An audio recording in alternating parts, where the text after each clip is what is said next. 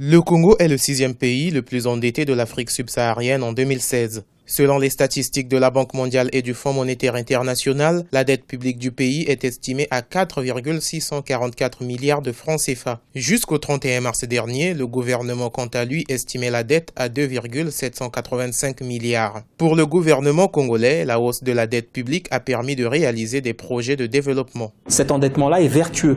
Donc moi, je dirais, si l'endettement du Congo a pu augmenter ces dernières années, ce n'est pas parce que nous avons eu plaisir à nous endetter, c'est qu'il y a très nécessairement la nécessité d'assurer la mise en place d'infrastructures de haut niveau pour permettre l'émergence. Et l'activité économique, la diversification de cette activité-là vont permettre que cette dette soit soutenable.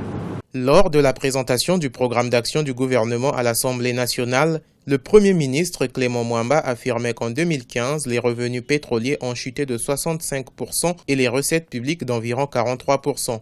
Ainsi, la chute du prix du baril de pétrole a conduit le gouvernement à entrevoir une réduction des dépenses du budget d'environ 9%.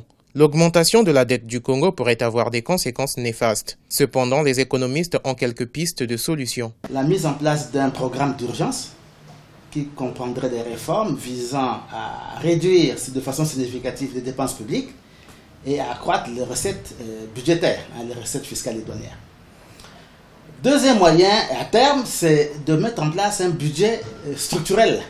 C'est d'ailleurs une des propositions qui a été faite par la Banque mondiale dans son rapport sur la situation économique et financière de l'État. L'Afrique subsaharienne connaît une croissance en baisse de 3%. La situation budgétaire difficile que vit actuellement le Congo a fait l'objet lors du dernier Conseil des ministres de l'examen d'un projet de loi portant loi de finances rectificative pour l'année 2016.